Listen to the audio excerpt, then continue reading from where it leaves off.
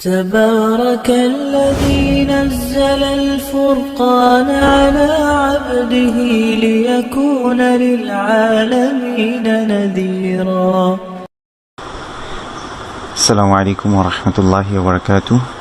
بسم الله والحمد لله والصلاة والسلام على رسول الله وبعد. আলহামদুলিল্লাহ, গত ক্লাস আমরা লেসন 20 শেষ করেছিলাম। এখানে যে জিনিসটা আমরা পড়েছিলাম, যেমন দেখি এই যে নিচের দিকে আড়াআড়িভাবে যেটা থাকে সেটা হচ্ছে কাসরা। এই কাসরার উচ্চারণ হচ্ছে ই, বায়ের সাথে ই যোগ হলে হবে বি। আমরা গত ক্লাসে শিখেছিলাম কাসরাতেন, যখন দুটো কাসরা হবে। এখানে আমরা যদি খেয়াল করি দুটো কাসরা হলে হবে ইন, উচ্চারণ হবে ইন, বায়ের সাথে ইন যোগ হলে হবে বিন। এরপর আমরা এগুলো পড়েছিলাম, যেমন জিমের উপর আ যোগ করা যেটা গিয়ে নুন তাসদিদ থাকে, নুন তাসদিদকে ধরবে এটা। জেন, আমরা নুন তাসদিদকে বলেছিলাম ওয়াজিব গুন্না বা গুন্না করতে হয় নেজাল সাউন্ডে, অর্থাৎ নাকে কিছুটা আওয়াজ করতে হবে। জেন না কেন টেনেছি এক আলিফ, কারণ হচ্ছে ফাতহার বামে এখানে খালি আলিফ আছে। ফাতহার বামে বা আ সাইনের বামে যদি খালি আলিফ থাকে তখন আমরা ওই হারফটাকে এক আলিফ মাত করে পড়বো, অর্থাৎ এক আঙ্গুল ভাঁজ করতে যতক্ষণ সময় লাগবে ঠিক ততটা সময় ধরে আমরা পড়বো ইনশাআল্লাহ। জেন গুন্নাটাও কিন্তু এক আলিফ ভাঁজ করা বা ফোল্ড করতে যতক্ষণ সময় লাগে। জেন তার সাথে ইন যোগ হয়েছে, অর্থাৎ কাসরাতান হবে তিন, তিন। তারপর আমরা এটা দেখি সামুমিন, গত ক্লাসে এগুলো বানান করে দিয়েছি, সেজন্য এখন আর বানান করবো না। সামুমিন, বাবিন, সুন্দুসিন। আমরা এটা একটু নোট করতে বলেছিলাম যে নুন সাকিন, এই যে নুনের উপর সাকিন আছে, নুন সাকিনের পরের শব্দ যদি দাল আসে, দাল শব্দটা আসলে তখন নুন সাকিনকে আমরা ইকফা করে বা গোপন করে পড়ব, অর্থাৎ সুন্দুসিন। স্পষ্ট হলে সুন্দুসিন, কিন্তু আমরা স্পষ্ট করবো না, নুন সাকিন একটু গুন্না করব এবং নুন সাকিনটাকে একটু গোপন করব, অর্থাৎ নুনের যে মাখরাজ সেটা থেকে আমরা একটু গোপন করে তারপরে বাকি অংশ পড়বো, যেমন সুন্দুসিন, নারিন, সিজিলিন। জিতে এক আলিফ মাদ হয়েছে কেন? কাসরার বামে ইয়া সাকিন আছে, তাই এক আলিফ মাদ হবে সিজিলিন। এরপরে আমরা যদি আজকের নতুন চ্যাপ্টারে আমরা যদি চলে যাই, দুঃখিত, এটা হচ্ছে লেসন 21। এই যেভাবে অনেকটা লামের মতো দেখতে, কিন্তু মাঝখানে একটা ছোট অ্যাসের মতো আছে, আমরা যদি খেয়াল করি ছোট অ্যাসের মতো আছে। এটা হচ্ছে ক্যাফ, এটাকে কাফ বলে। এটার উচ্চারণ স্থানটা আমরা একটু দেখে আসি। এটা হচ্ছে জিহ্বার গোড়া। আমরা যদি শক্ত যে একটা পার্ট আছে আমাদের উপরে, অর্থাৎ তালু, যেটা তালুর পিছনের অংশ দেখবেন একটা নরম অংশ আছে, নরম অংশের যে শুরুর জায়গাটা একদম শেষ না, কিন্তু এটা জিহ্বার গোড়া। এটা জিহ্বার গোড়ার একটু সামনের দিক। এই সামনের দিকটা উপরের ওই নরম প্লেটের শুরু হওয়ার, আপনি হাত ঢুকিয়ে যদি উপরের অংশে ধরে দেখেন দেখবেন শক্ত অংশটা শেষ হওয়ার পরে একটা নরম অংশ শুরু হয়েছে। ওই নরম অংশের একদম প্রথম দিকে লাগবে হচ্ছে জিহ্বার গোড়ার একটু আগার দিকটা, মানে গোড়ার একটু সামনের দিকটা, ওই দিকে লেগে হবে ক্যাফ, এইভাবে উচ্চারণ হবে। কাফ দেখতে এমন হয়, অনেকটা লামের মতো দেখতে, কিন্তু মাঝখানে একটা অ্যাসের মতো আছে। এবার আমরা দেখি যে এখানে যদি একটু খেয়াল করি, হামজার উপর ফাতহা, এটা যদি কাফ সাকিন কি ধরে তাহলে হবে এক। কাফে যখন সাকিন হবে, ওই যে তাতে যেমন সাউন্ড একটু বাতাস বেরোতো ঠিক তেমনিভাবে কাফে একটা সাউন্ড বের হবে, অর্থাৎ সামান্য একটু বাতাস বের হবে এক। তারপরে হামজার নিচে কাসরা দিয়ে ই গিয়ে কাফকে যদি ধরে ইক, হামজার উপরে দম্মা দিয়ে উ গিয়ে কাফকে ধরলে উক। তাহলে আরেকবার পড়ি এক, ইক, উক। আশা করি বুঝাতে পেরেছি। আবার একটু মাখরাজটা বলি, জিহ্বার গোড়ার একটু সামনের দিকের অংশ, তালুর শেষ অংশের যে নরম জায়গাটা শুরু হয়েছে ঠিক সেখানে লাগবে, সেখানে লেগে ক্যাফ উচ্চারণতে হবে। আমরা লেসনে চলে যাই, তাহলে ক্যাফের সাথে যদি ফাতহা দেওয়া হয় বা আ সাইন দেওয়া হয় তাহলে হবে কি ক্যা। আমরা যদি কয়েকার কা বলি, ওটা একটু বাংলার সাথে একটু ডিফারেন্ট হয়, মানে ডিফারেন্স আছে।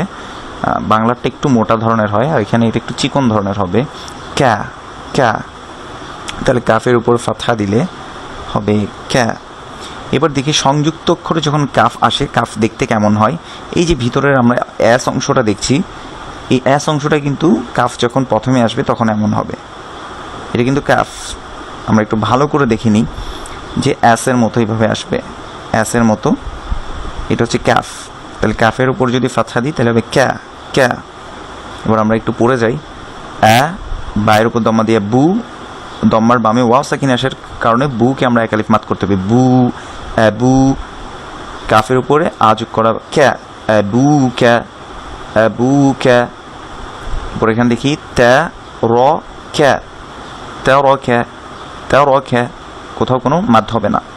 এবার এখানে দেখি এটা ত্যা, এক দাগের উপরে দুটো নুক্তা থাকলে এটা ত্যা, তার উপরে ফাতহা দেওয়া বা আযোগ করা ত্যা, বায়ের সাথে আযোগ করা ব্যা, কিন্তু তার বামে খালি আলিফ থাকার কারণে এই বাটাকে এক আলিফ মাত করে পড়বো আমরা। তেবে তেবে র, তেবে র ক্যা, তেবে র ক্যা, রর উপর আযোগ করা র, ক্যাফের উপর আযোগ করা ক্যা, র ক্যা, তেবে র ক্যা, তেবে র ক্যা।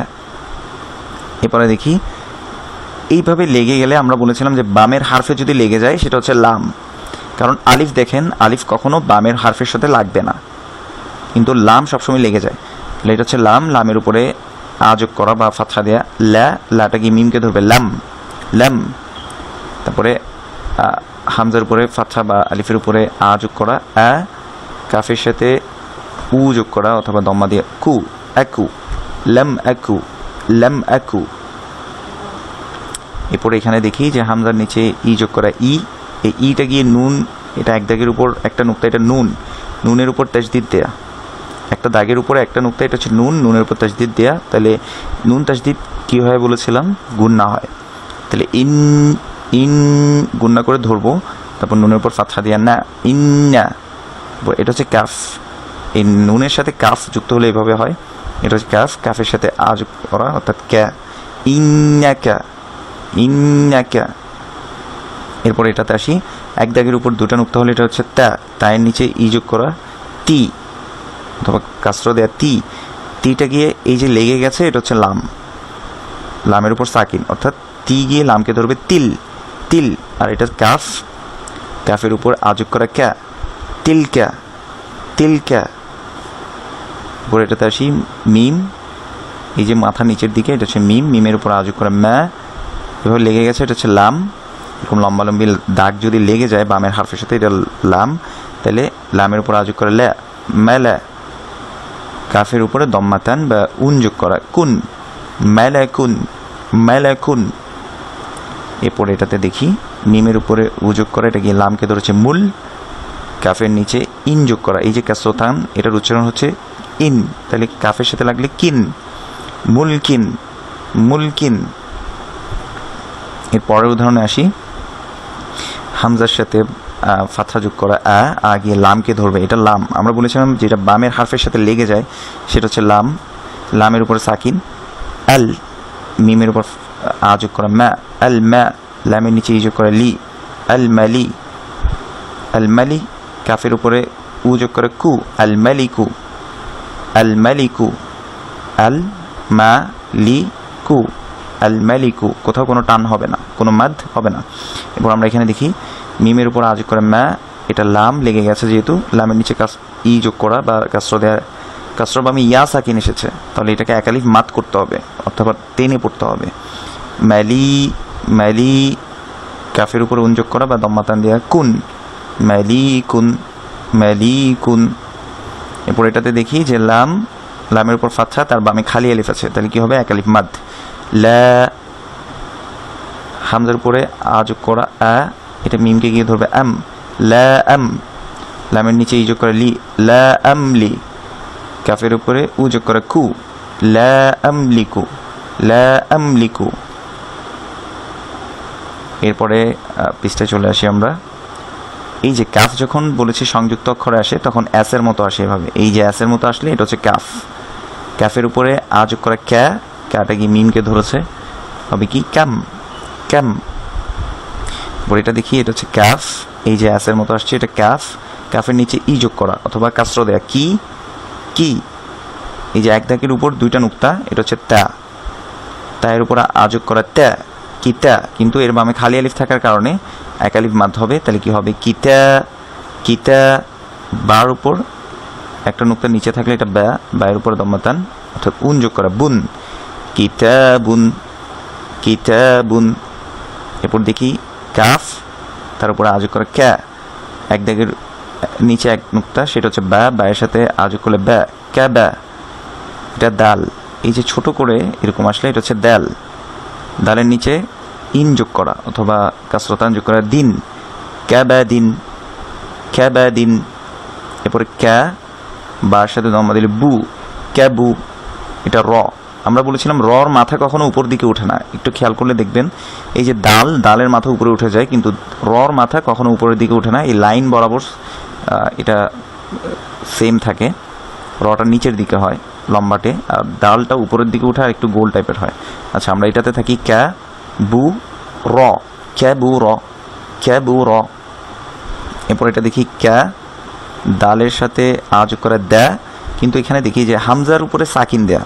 আমরা একটা রুল শিখেছিলাম যে হামজার উপর যখন সাকিন থাকবে, হামজাটা একটা শক্ত হার্ফ, হামজাটা এর আগেরটাকে শক্তভাবে ধরবে, অর্থাৎ দ্যা, দ্যা, ক্যা দ্যা, ক্যা দ্যা, হামজাতে সে থেমে গেলে দ্যা, বার নিচে ই যোগ করে বি, ক্যা দ্যা বি, ক্যা দ্যা বি। আচ্ছা, এরপরে দেখি এটা এক দাগের উপর দুটো নুক্তা, এটা তা, তাটা কি এটা কাফ, এই যে এসের মতো এটা হচ্ছে কাফ, কাফের উপর সাকিন দেয়া, তাহলে ত্যাক, ত্যাক, তার উপরে উযোগ করা তু, ত্যাক তু, মিমের উপরে উযোগ করা, কিন্তু এর বামে ওয়াও সাকিন থাকার কারণে এই মুটা এক আলিফ মাদ হবে, দম্মার বামে ওয়াও সাকিন থাকলে এটা এক আলিফ মাদ হবে, ত্যাক তু মু না, ত্যাক তু মু না, ত্যাক তু মু না। আমি কিন্তু এখানে একটু খেয়াল করতে বলবো যে কাফ যখন আমরা বলছি ত্যাক, হালকা একটা বাতাস বেরোচ্ছে, ত্যাক, ত্যাক তু মু না। আচ্ছা, এরপরে দেখি এটা কাফ, আর এটা হচ্ছে হামজা, হামজার উপরে সাকিন দেয়া, তাহলে এই কা সাউন্ডটা গিয়ে হামজাকে ধরে ফেলবে, ক্যা, ক্যা, সিনের নিচে ইন যোগ করা, সিন, ক্যা সিন, ক্যা সিন। এরপর এটা দেখি ম্যাক, ম্যাক, মা গিয়ে নুন কাফকে ধরেছে, ম্যাক, নুনের উপরে দম্মা, এর বামে ওয়াও সাকিন থাকার কারণে নু এক আলিফ মাদ হবে, ম্যাক নু, নুনের উপরে উন যোগ করা, নুন, ম্যাক নু নুন, ম্যাক নু নুন। এরপর এখানে দেখি এল, এল, তারপর কাফের উপরে দম্মা দেওয়া কু, এল কু, কিন্তু কুটা গিয়ে নুন তাসদিদ মানে তাকে ধরবে, এক দাগের উপর এক নুক্তা থাকলে এটা নুন তাসদিদকে ধরলে এটা গুন্না সহ ধরবে, এখানে কুন, কুন, এল কুন, নুনের উপরে ফাতহা দেয়া না, এল কুন্না, এল কুন্না।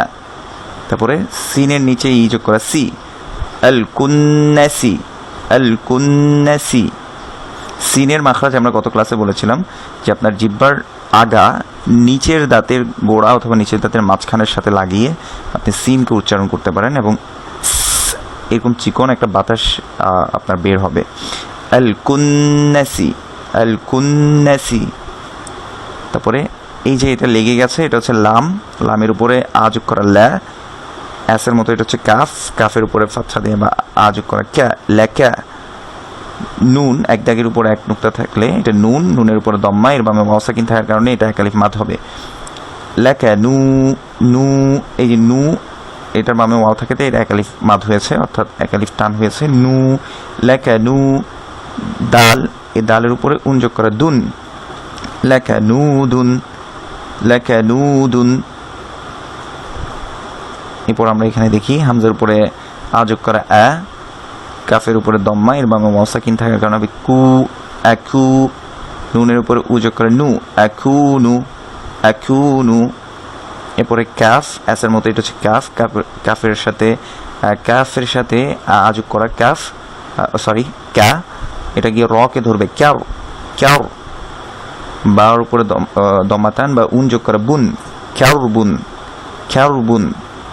এরপরে এটা সিন, এই যে ডাব্লিউর মধ্যে তিনটা মাথা, এটা হচ্ছে সিন, সিনের উপরে আযোগ করে সা, এক দাগের উপর এক নুক্তা, এটা নুন, নুনের সাথে আযোগ করে না, সানা, নাটা গিয়ে কাফকে ধরবে, এই যে কাফ, অ্যাসের মতো এটা কাফ, কাফ সাকিন, সানাক, সানাক, এক দাগের উপরে দুটো নুক্তা, তার উপরে উযোগ করে তু, সানাক তু, বা এটা হচ্ছে বা লাস্টে একটা নুক্তা, এটা বার সাথে উজু করে বু, সানাকতুবু, সানাকতুবু। এরপরে এখানে দেখি কাফের উপরে আজু করে ক্যা, হামজার উপরে আজু করে আ, ক্যা আ। আগে নুন তাজদিদকে ধরেছে, নুন তাজদিদ আমরা বলেছিলাম গুন্না হবে, ক্যা আন, নুনের উপর ফাতহা বা আজু করে না, ক্যা আন্না, ক্যা আন্না। এরপরে এখানে দেখি এটা কাফ, তার উপরে ফাতহা দিয়ে, এর বামে কিন্তু খালি আলিফ, কাফ তার বামে খালি আলিফ, তাহলে এক আলিফ মাত্র হবে কাটা, ক্যা। তারপর নুনের উপর ফাতহা দিলে না, কানা, কানা। এরপরে এটা কাফ, এসের মতো এটা কাফ, কাফের উপরে ফাতহা দেয়া, তার বামে খালি আলিফ, তাহলে এক আলিফ মাত্র হবে ক্যা। এক দাগের উপরে দুটো নুক্তা, এটা তা, তার নিচে ই যোগ করা তি, ক্যাতি। আর লাস্টেরটা হচ্ছে বা, বায়ের উপরে উন যোগ করা বুন, ক্যাতিবুন, ক্যাতিবুন। এরপরে অ্যাসের মধ্যে এটা হচ্ছে কু, মানে দম্মা দেওয়ার কারণে এটা হচ্ছে কু, এটা লাম তাজদিদকে গিয়ে ধরবে, মানে এখানে একটা সাকিন আছে কুল, কুল, লামের উপরে আ যোগ করা লা, কুল্লা, কুল্লা। এরপর মিমের সাথে ই যোগ করা অথবা মিমের নিচে কাসর দেওয়া, এর বামে ইয়া সাকিন থাকার কারণে এটা একালিফ মাদ হবে, মি, মি। তারপরে কাফ, এই যে অ্যাসের মতো এটা হচ্ছে কাফ, কাফের উপর ফাতহা দেওয়া বা আ যোগ করা ক্যা, মি ক্যা, কিন্তু এর বামে খালি আলিফ থাকার কারণে, এই যে ফাতহার বামে বা আ সাইনের বামে খালি আলিফ থাকার কারণে এই কাটা একালিফ মাদ হবে, তাহলে মিতে একালিফ, ক্যাতে একালিফ, মি ক্যা। লামের উপর আ যোগ করা লা, মি ক্যালা, মি ক্যালা। এরপরে মিমের উপর আ যোগ করা মা, কাফের উপর আ যোগ করা ক্যা, কিন্তু এর বামে খালি আলিফ থাকার কারণে, ফাতহার বামে খালি আলিফ থাকলে এক আলিফ মাদ হবে, মাকা, মাকা। নুনের নিচে তান কাসরতান দেওয়া অথবা ইন যোগ করা, নিন, মাকানিন, মাকানিন। আজকে এতটুকু থাকুক, বাকি আমরা লেসন 22 আগামী পর্বে ইনশাআল্লাহ কভার করার চেষ্টা করব। জাযাকুমুল্লাহু খাইরান। সুবহানাকাল্লাহুম্মা ওয়া বিহামদিক, আশহাদু আল্লা ইলাহা ইল্লা আনতা, আস্তাগফিরুকা ওয়া আতুবু ইলাইক। আসসালামু আলাইকুম ওয়া রাহমাতুল্লাহি ওয়া বারাকাতুহু।